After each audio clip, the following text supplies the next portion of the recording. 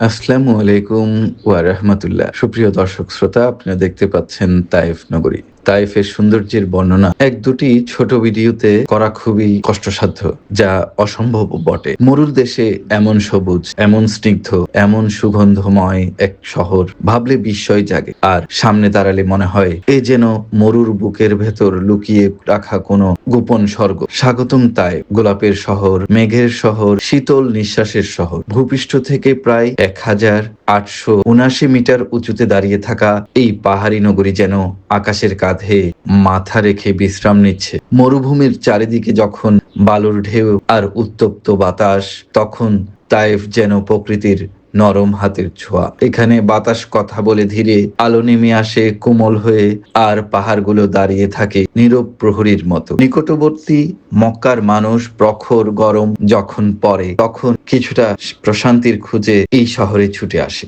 কেবল ঠান্ডা আবহাওয়া তারা পায় না, পায় গভীর প্রশান্তি, হৃদয়ের ভেতর এক অন্য অনুভূতি। বসন্ত এলে তায়েফ যেন নিজেকে নতুন করে লেখে। পাহাড়ের ঢালে ঢালে ফুটে ওঠে বিখ্যাত তায়েফ গোলাপ, গোলাপের সমুদ্র। ভোরের প্রথম আলোয় যখন শিশির পাপড়িতে পড়ে, তখন প্রতিটি ফুল যেন হয় আলোর প্রদীপ। বাতাসে ভেসে আসে মৃদু সুবাস, এমন এক সুগন্ধ যা শুধু নাকে নয়, মনেও লেগে থাকে। মনে হয় পুরো শহরটি যেন গোলাপের আতরে ধুয়ে নেয়া এক পবিত্র নগরী। তাইফের আঁকা বাঁকা পথ যেন এক অন্তহীন কবিতা। প্রতিটি বাঁক নতুন এক দৃশ্যপট উন্মোচন করে। নিচে সবুজ উপত্যকা, দূরে নীলচে পাহাড়ের সারি, আর উপরে মেঘেরা ধীরে ধীরে ভেসে চলে। সূর্যাস্তের সময় আকাশ যখন সোনালী আর রক্তিম রঙে রাঙে, পাহাড়ের গা বেয়ে আলো নেমে আসে, সেই মুহূর্তে মনে হয় প্রকৃতি নিজেই যেন ছবি আঁকছে। অন্য সবার মতো আমি, বাদশা ভাই, রাকিব, আনাস হুজুর সহ যারা এখানে এসেছেন হজযাত্রী হিসেবে কিংবা পর্যটক হিসেবে, সবার মুখে